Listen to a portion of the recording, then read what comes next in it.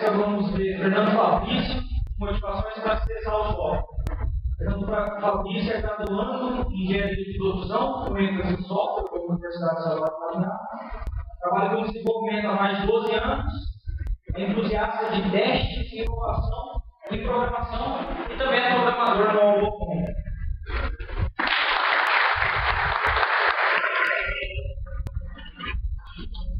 Valeu, galera. Vamos lá. Vai funcionar aqui agora. Opa, beleza, deu certo. Bom, como o Danilo já me apresentou, Fernando Fabrício, minha foto do LinkedIn está assim.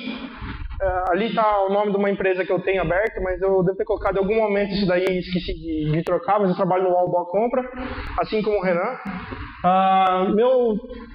Meu LinkedIn, meu Twitter, Facebook, Google+, está tudo como Fer Fabrício, Fernando Fabrício, fácil de me achar por lá. No Slack também eu estou com o Fer Fabrício, então qualquer dúvida que vocês tiverem, qualquer questionamento que vocês tiverem depois, se quiser discutir alguma coisa em relação a testes, em relação a software, pode me procurar que eu vou poder ajudar no que eu souber, eu ajudo quem me procura. Então, a minha palestra começa com... Deixa eu achar aqui. Peraí. Deixa eu deixar minha cola aberta aqui que eu esqueci de abrir lá antes.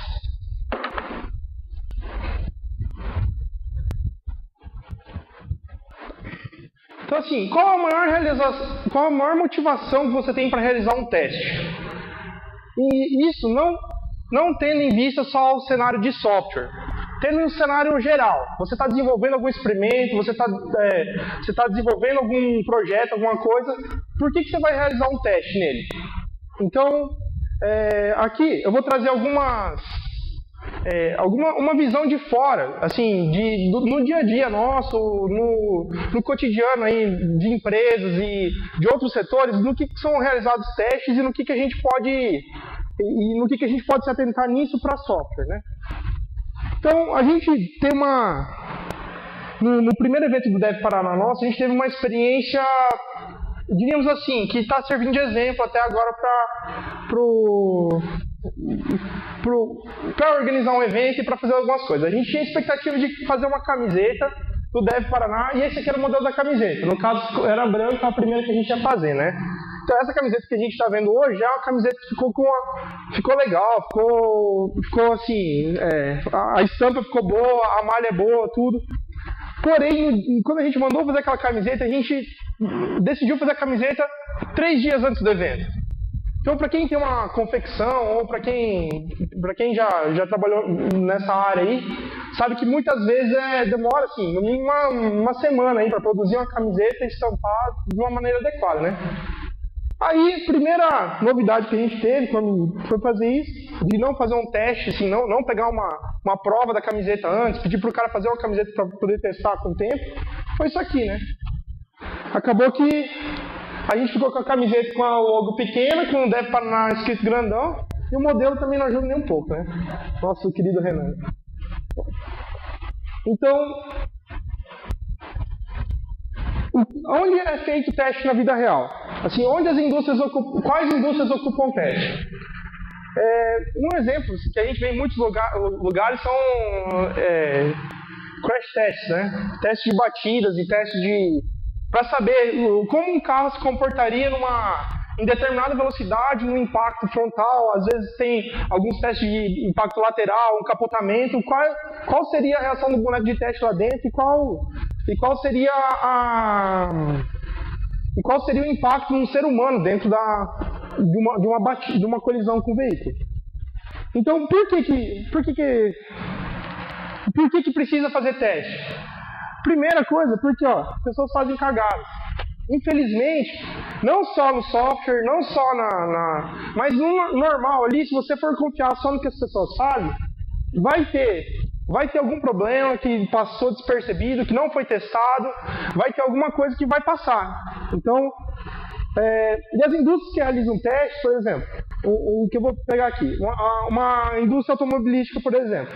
Eu tranquei no 4º ano de engenharia mecatrônica, no Cesumar, lá em Maringá. Estava cursando no 4º ano, eu tranquei porque eu abri uma empresa, assim como o Júnior trancou, e hoje eu estudo, estou na UEM lá, mas eu trabalhei muito com essa área de automação industrial e estudei muito isso, né? Então, testes voltados para a indústria e testes voltados para robótica ou alguns tipos de equipamentos. Então, por exemplo, a indústria realiza muito teste de equipamento pneumático, por quê? Precisa saber a carga específica que vai ter num tipo de pistão, se ele vai conseguir erguer aquela carga ou não, qual que é o limite que ele pode ter, qual que é o limitador que um pistão pode, o curso máximo que ele pode acionar, né? Outra coisa, resistência de materiais. Você não vai usar o mesmo tipo de aço que você ocupa para fazer um pedestal desse aqui para fazer um chassi de um carro. Então você tem que ter um tipo de material específico que vai ter uma resistência, que vai sofrer por N variáveis ali do seu ambiente, ele vai ter algum tipo de transformação nesse material. Então eles realizam esse tipo de teste. Testes elétricos. Por exemplo, qual que é a tensão, qual que é a corrente que vai passar num determinado circuito. O teu chip que está ali, o teu regulador de tensão vai aguentar qual corrente, por exemplo. Então são coisas são aplicações de testes que existem. Outra coisa que é muito aplicada, testes químicos. Por exemplo, você vai ter um metal exposto no tempo. Qual que é o tratamento químico que você tem que fazer naquele metal? Então eles precisam realizar, vai testar aquele metal na chuva, vai testar num ambiente mais ácido, num ambiente mais básico para ver qual que é a diferença, né, da reação. Teste de impacto, como eu já mostrei na figura antes. Por exemplo, um carro precisa saber qual que é a segurança que o condutor daquele carro ou o passageiro se sofrer um impacto, qual vai ser a reação que aquela pessoa vai ter dentro do carro, né? Teste de emissão de poluentes. No caso, os carros hoje não podem sair sem ter um controle do tipo de poluente que ele está emitindo. Por exemplo, a Volkswagen, né, temos um caso bem recente aí deles deram um migué nesse tipo de teste, fazendo o carro responder de forma diferente quando era realizado o teste de emissão de poluentes. Mas então, ali da indústria. Então, assim, a indústria realiza testes em vários momentos, né? Desde a concepção do produto até no produto final, por exemplo, de um carro. Que o carro vai ser feito um teste de impacto quando o carro já está projetado. Então, aqui eu vou pegar uma área específica para falar sobre os testes que eles realizam e sobre o que aconteceu, que foi o tempo aí que é o que a NASA faz, o que o pessoal de exploração espacial. O primeiro exemplo que eu vou dar aqui é da Apollo 1, que foram alguns testes. Os testes não realizados, eles podem impactar na indústria, eles podem impactar diretamente a vida das pessoas. Isso aí eu vou falar de testes de software depois, mas agora trazendo para a vida de vocês. Por exemplo, o pessoal da Apollo 1, esses caras eles estavam realizando treinamentos e testando o equipamento que eles iriam utilizar. Essa é uma das imagens de teste deles. Mas esse cara, em 1º de fevereiro de 1967, eles morreram. Por quê? Porque um circuito pegou fogo na aeronave deles, no compartimento que eles estavam lá, na reentrada da atmosfera, e morreu todo mundo. É um exemplo de teste que não funcionou. Por quê? Se deu uma sobrecarga em algum circuito, um teste não foi realizado com sucesso. Aqui, e isso não aconteceu só na Apollo 1. Por exemplo, em 1986, a Challenger, ela explodiu com 77 segundos depois do lançamento, explodiu. Então, toda a tripulação foi pro saco também. Em 2003, a Columbia se desintegrou na reentrada da atmosfera. Outra cagada que deu em relação a isso. A Soyuz, que é que não só os americanos tiveram esse tipo de problema, né? Mas, por exemplo, a Soyuz, que é o programa espacial russo, foi a primeira aeronave que eles lançaram, a Soyuz 1 em 1967. Ele não saiu com um problema. Quando eles estavam na atmosfera, eles tiveram problema no painel solar, tiveram problemas nos sensores de orientação deles, tiveram problemas no paraquedas principal, na reentrada da atmosfera, quando estava parando, e tiveram problemas no paraquedas reserva. Ou seja, deu um pequeno problema com a nave na hora que entrou. E o astronauta em questão aí, que estava na cápsula deles, ganhou uma estátua, né? Então, se tudo pudesse dar uma estátua para quem não realiza em teste adequado, a gente ia ter muito monumento por aí. Mas, voltando agora, o brasileiro também faz cagada, não só esses caras aí. Então, nessa parte ainda de exploração espacial, o Brasil teve o primeiro cara, que era o VLS-1. O que aconteceu? Eles foram lançar o foguete, explodiu. Quando explodiu, matou 23 pessoas. Até hoje tem suspeito de gás, ficou vários anos com suspeito de gases inflamáveis. Assim, o motivo da explosão que eles falavam foi suspeito de gases inflamáveis na hora da explosão, na hora da ignição do foguete. Eles planejaram um novo lançamento para a VLS-1 em 2003 e até esse ano não foi lançado ainda. Então, assim, o Brasil, né, depois de passar as Olimpíadas, eu acho que eles entregam. Beleza, mas a palestra não era sobre software, a gente não vinha aqui falar sobre software. Vamos lá, aí está a ideia. Por que você precisa testar? Então eu coloquei uma frase aqui que eu estava estudando uma vez para uma palestra que a gente tem alguns encontros técnicos na empresa lá. Eu falei sobre justamente o custo de você manter software num teste e o custo de você alterar software em produção, né? Então encontrar e corrigir um erro encontrar e corrigir um problema de software após a entrega é muitas vezes 100 vezes mais caro que encontrar e corrigir durante a fase de design e requisitos. Quando eu falo fase de design e requisitos, é a parte antes do desenvolvimento, é quando a gente está desenvolvendo software. Então, quando a gente está criando o design desse software, quando a gente está levantando os requisitos para ele, se a gente achar um bug ali, a gente gasta 100 vezes menos.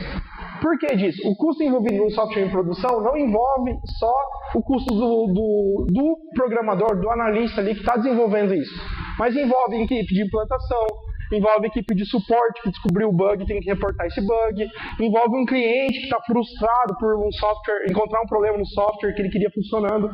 Então, é N coisas aí que podem vir a levantar esse problema. Tá. Então, outra coisa que a gente tem que verificar é o quê? É o esforço para identificar e corrigir problemas.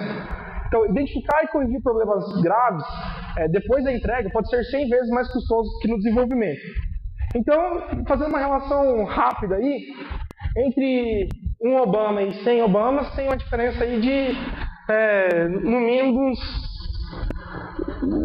vai ser 99 dólares, mas vai dar conta boa, né? De 394 reais, né? Mas isso aí é falando de uma unidade do tempo. Por exemplo, pense o seguinte, de R$1 para 100, de uma hora trabalhada ali para 100 horas trabalhadas. Qual o custo da hora do programador, das pessoas que estão envolvidas com aquilo ali? Qual que é o custo de quem vai reportar? Tem que pensar num todo, né? Cerca de 40% a 50% do esforço num projeto de software é gasto com retrabalho, o que é possível de evitar.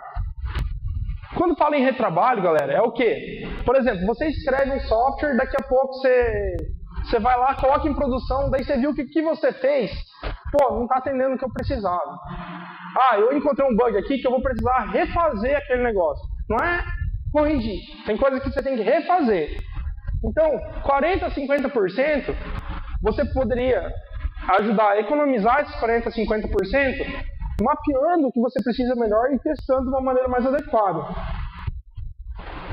Então, o esforço desperdiçado, a quantidade de esforço desperdiçado, né? Grande quantidade de trabalho realizado para a execução de uma tarefa é desperdiçado, e esse desperdício pode variar de 40% a 50%.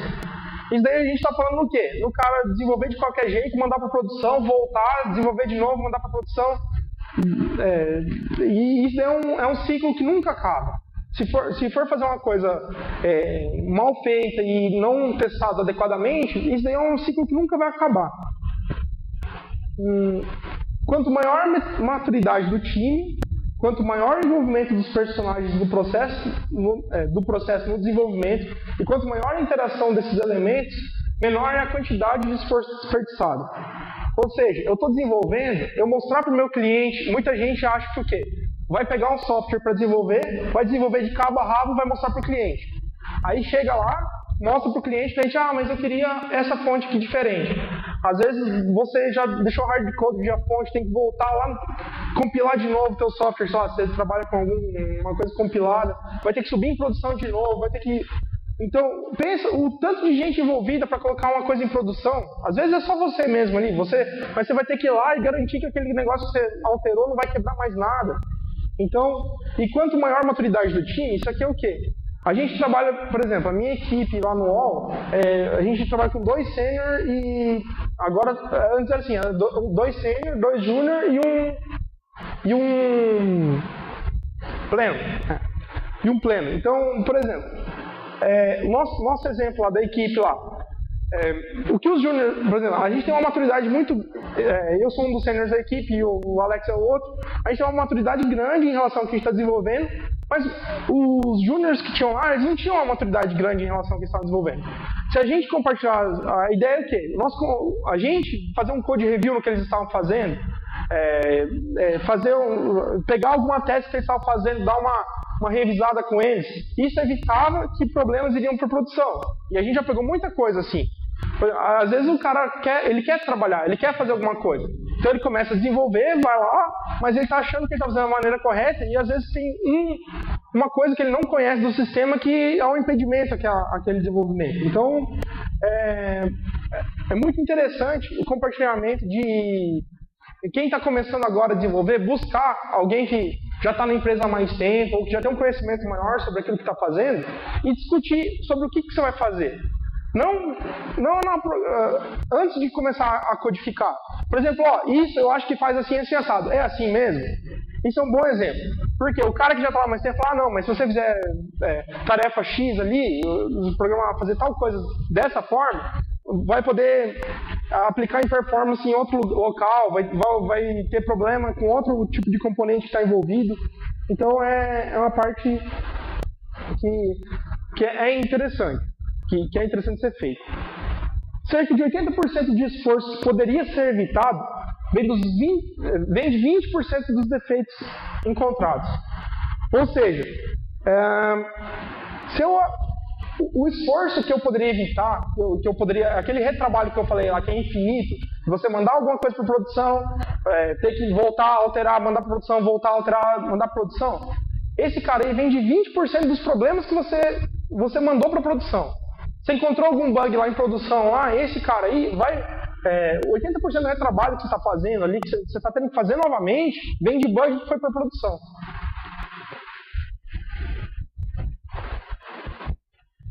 Então, o que acontece? Um dos maiores causas de desperdício, quando eu falei de desperdício, são em horas que o desenvolvedor levou para desenvolver o software, em dinheiro que a empresa investiu num componente, tudo isso daí, vem do quê? A maior parte do esforço que poderia ser evitado vem de um pequeno número de defeitos de software, que pode ser definido como trabalho feito para mitigar os efeitos dos erros, ou para melhorar o desempenho do sistema. Então o que acontece? Normalmente um erro, você mandou um bug para produção. Por exemplo, você tem você mandou um bug para produção, mas em decorrência disso, vamos supor, você tem uma loja virtual e você mandou um cupom de desconto lá que era para dar R$1 de desconto, está dando R$100 de desconto. Então, cara, o efeito desse bug que você mandou para produção não é só em cima do cupom de desconto. Todos os pedidos que foram criados com esse bug aí, você vai ter que arrumar eles de alguma forma, ou você vai levar prejuízo, que é o caso do que normalmente ocorre, né? Alguns esforços são simplesmente inevitáveis. Por exemplo, o trabalho decorrente de adaptações, manutenções preventivas ou operações solicitadas pelo usuário. Nem sempre o retrabalho que você vai ter, aquele negócio de você voltar alguma coisa para arrumar, é evitado. Por quê? Surgiu um patch de segurança para o Linux lá e a biblioteca que você está usando não é mais suportada. Então, infelizmente eu vou ter que refatorar meu código para usar outra biblioteca que é aceita pelo sistema operacional no momento. O cliente não quer a cor vermelha na fonte, ele quer uma cor rosa. Vamos lá, vamos mudar. Mas é um retrabalho que você vai ter que ter e tem custo em cima disso. Então, e outra coisa, os defeitos causam grandes quantidades de retrabalho, são provavelmente aqueles que quebram a arquitetura ou que são considerados inapropriados tarde demais no desenvolvimento. Esse cara aqui é aquele bug lá que você subir em produção, daí quem trabalha com PHP já vê aquele fatal error lá na cara lá e dá uma tela branca só com a linha do código que deu problema. Se tiver com o display error lá habilitado lá, vai, dependendo do que tiver instalado no servidor, aparece o stack trace lá do erro lá. Então, esse tipo de o custo, os defeitos ali que realmente são graves, aqueles caras que quebram o fluxo do usuário, por exemplo, o cara tinha um cadastro lá e tinha um botão avançar no cadastro. Você subiu um JavaScript quebrado lá e não está funcionando mais o avançar.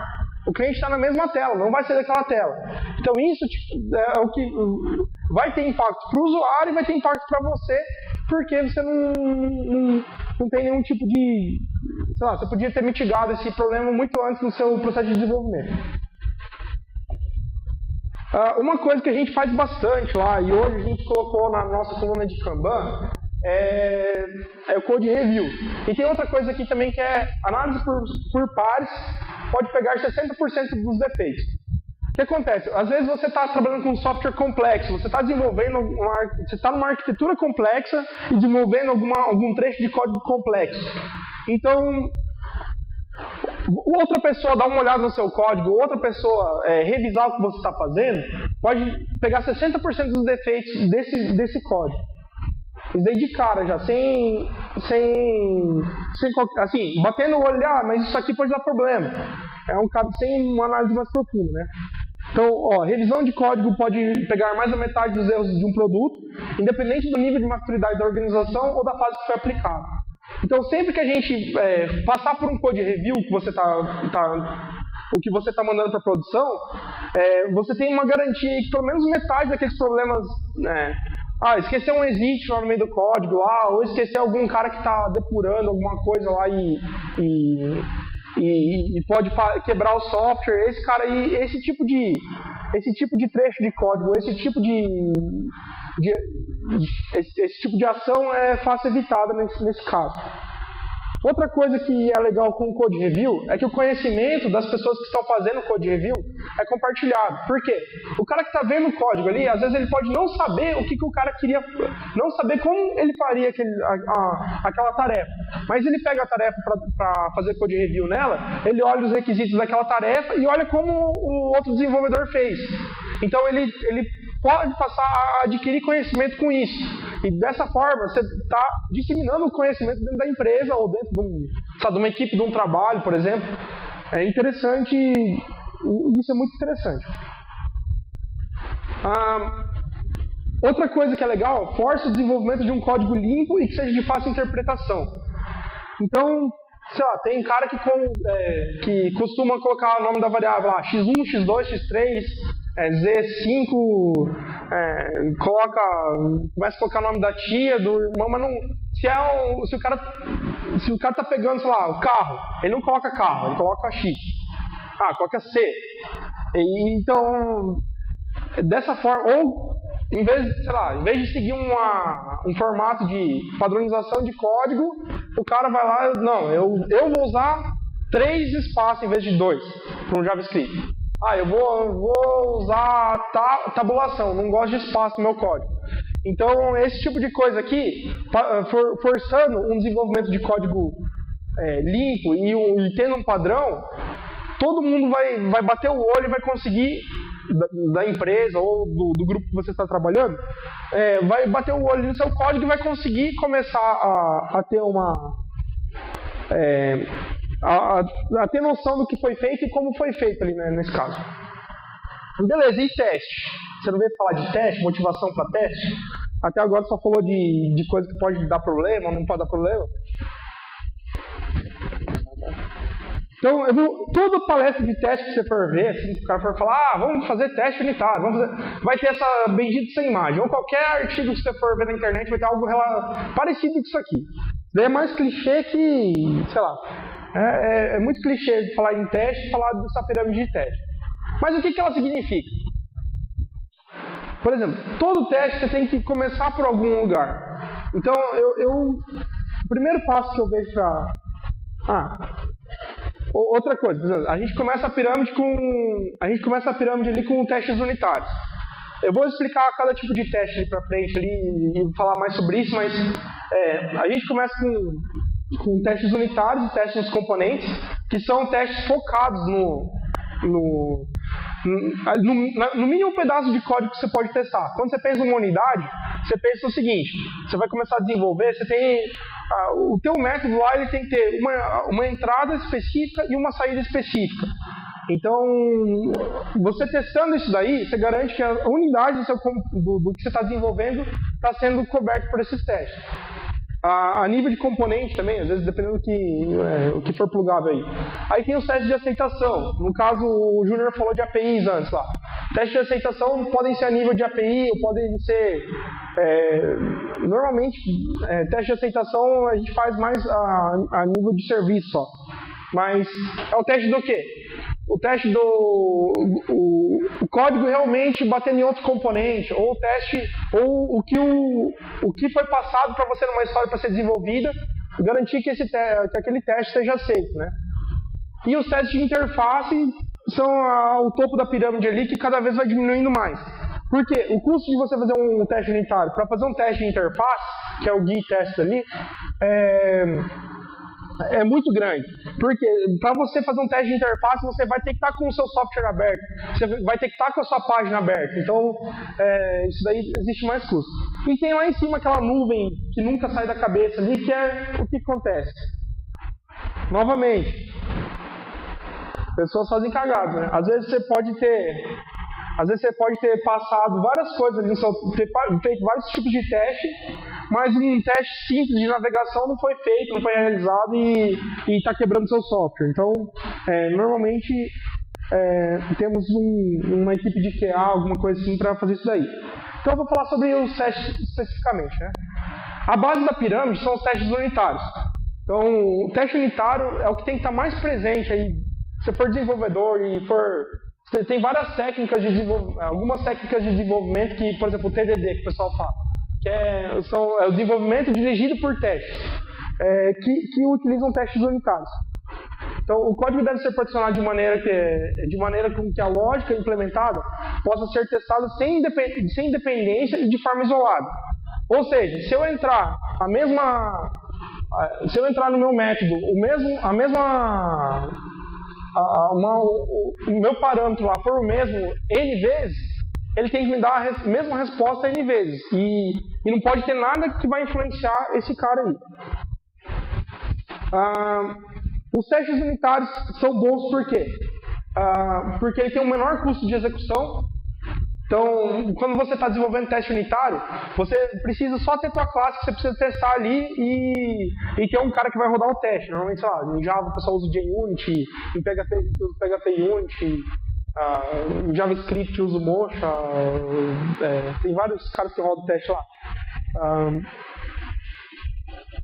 Ele evita regressão, que é o quê? Evita você ter que rodar uma bateria inteira de testes ali sem necessidade, que é porque você não está testando. Então, assim, você quer testar um trecho do código, você consegue testar um trecho do código específico. E outra coisa é que ele motiva a refatoração.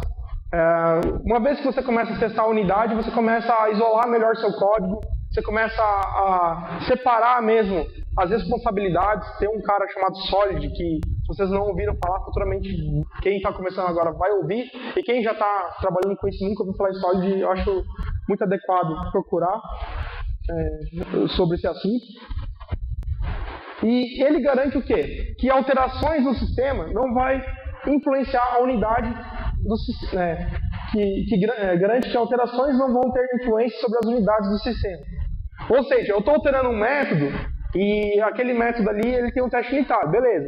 Mas os outros caras que estão lá eu não alterei. Então, eu tenho que garantir que o teste do que eu estou alterando vai passar. É o primeiro passo para mim saber que vai funcionar o resto das coisas. Se ele está com o mesmo comportamento que o teste estava, né? Os próximos casos aqui são os testes integrados, que é aquela parte um pouquinho menor da pirâmide já. Então, o teste integrado, o que ele faz? Ele verifica o comportamento do software quando executado junto a outras aplicações ou componentes. Ou seja, se eu desenvolvi por exemplo, se eu desenvolvi um cara que tem acesso ao banco de dados, eu vou garantir que o meu acesso ao banco de dados está funcionando e que ele está conseguindo resgatar aquela informação do banco de dados. Ele vai interagir entre as camadas da aplicação. O teste unitário, eu testo uma camada, eu testo exclusivamente uma camada específica, que é só aquela unidade que eu estou testando. Esse cara aqui, eu estou batendo em mais de um local ao mesmo tempo. Eles demoram mais para ser executados, eles têm um custo maior para ser executado, um custo computacional. Por quê? Se você precisa interagir com mais de uma camada, você precisa garantir que as duas camadas estejam funcionando, né? E como eu falei, o custo computacional é maior para execução.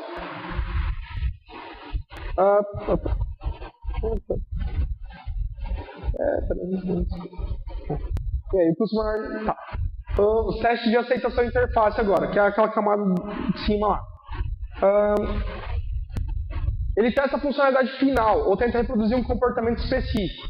Esse cara aqui é o teste que vai rodar com a aplicação do jeito que ela vai ser mostrada para o cliente mesmo. Normalmente a gente tem, por exemplo, lá eu uso muito um cara chamado Casper.js, que ele simula a navegação mesmo. Ele é um cara que ele navega pelo terminal, ele não aparece a página para o cliente, mas ele consegue abrir uma página, ele consegue parsear o DOM dela e ver se tem um componente, por exemplo, se um input está lá na tela onde era para estar. Então ele consegue fazer isso. Então esse tipo de teste é isso, abrir a aplicação em si e ver se ela está funcionando. Ele navega e utiliza a aplicação como um cliente, né? No caso, por exemplo, um teste de uma API, por exemplo, eu vou bater na API e garantir que ela está funcionando. Só que eu vou bater no web service lá, no web server, vou ver se a resposta que ele me deu é adequada, vou ver N itens em cima disso.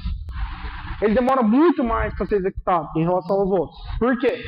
Porque quando você está falando, por exemplo, de uma aplicação web, você depende de um servidor web, você depende de fazer uma chamada, ele vai, sei lá, no mínimo que ele vai passar do servidor, vai passar para o interpretador, e o custo desse cara é muito maior para ser executado. Então, nem se fala. E testes manuais, nem vou brincar, mas esse cara aqui, fazer testes manuais, né? Pessoas fazem cagada, mesmo assim, né? Não dá para depender só de testes manuais, né? Então, testes manuais normalmente são o quê? Para exploração e mitigação de bugs. Então, o cara vai sair clicando em qualquer tela do seu sistema, vai identificar comportamento que pode ser reproduzido e automatizado. Então, você não vai sair criando um teste automatizado, um teste de interface lá, sem você ter feito pelo menos uma vez manualmente aquele processo, porque você precisa saber como é que funciona aquele processo. Precisa mapear ele.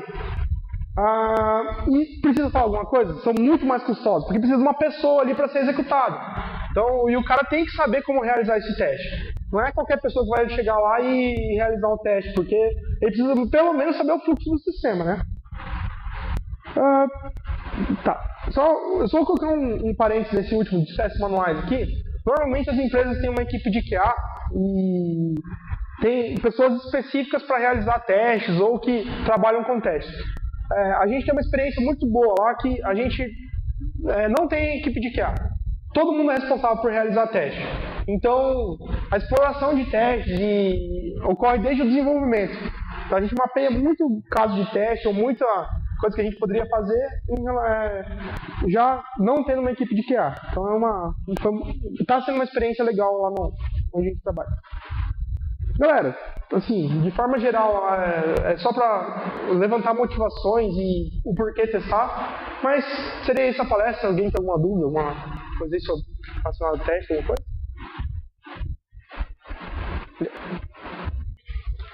Na época do Atari, a gente tinha fazendo teste. Assim, qual seria uma melhor forma de começar a testar um sistema legado? É uma parte de cara aí uns 2, 3 anos e nunca foi feito um teste unidade. Cara, eu tenho muita experiência com isso, mas muita mesmo. Não só eu, o Renan, o Gabriel, que é a galera que trabalha com a gente tem muita experiência.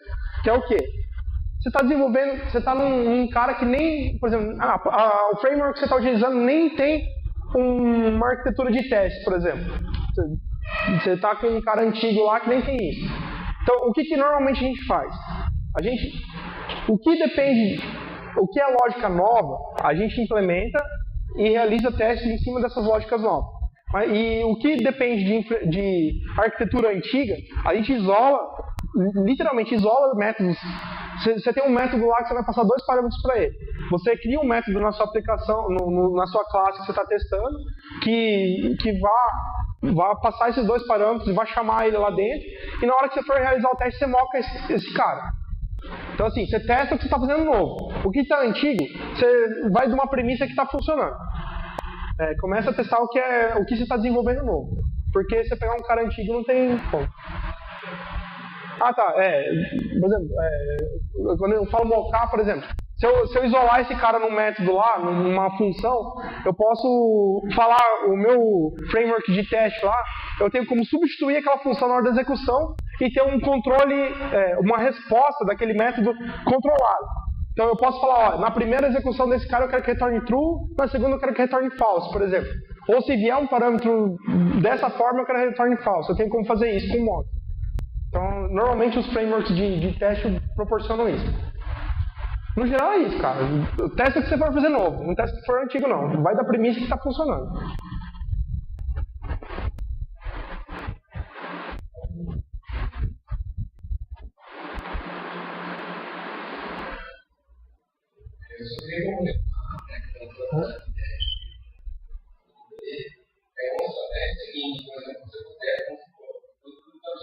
Por exemplo, pegou um bug de produção, certo? O que você faz? Você cria um teste e simula de bug. Isso vai te garantir que esse bug nunca vai ficar corrigido. Esse tipo de processo normalmente a gente mapeia já, por exemplo, encontrou um bug.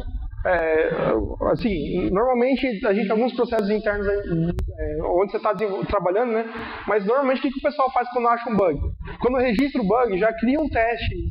Se é possível criar um teste unitário, cria um teste unitário. Se tem algum fluxo que quebra aquele teste ali e precisa e você consiga reproduzir, você já faça a reprodução daquela rotina e daí você faz a correção.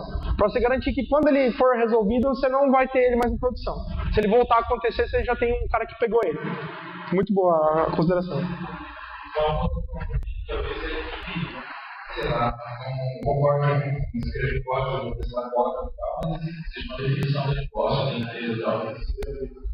Tem ferramentas, sabe? Automatização, tipo, cobertura, você comite isso uma vez, baixou cobertura, simplesmente, todos os postos dele, quem é o cara que está construindo o processo. Normalmente, por exemplo, os testes, uma das métricas de teste que é realizado muito é de cobertura de código, né? Então, por exemplo, se você pegar um componente antigo, você vai lá, a cobertura do meu código está em 0%, porque não tinha nada. Mas o que você for fazendo novo, se aumentar 1%, 2%, você já está vendo uma evolução nisso. Então você tem que ter uma coisa importante para tudo o que for fazer em relação ao desenvolvimento é ter métrica também, né? Porque você tem que justificar o seu trabalho. Mas eu desenvolvi esse cara aqui e ter uma forma de recuperar essa informação de métrica, do que foi desenvolvido. complexidade ciclomática, se é diminuída ou não, quando você isola alguma unidade do código. Então é legal. Uma outra dúvida? Pessoal? Então é isso, galera. Muito obrigado aí pela oportunidade de estar aqui.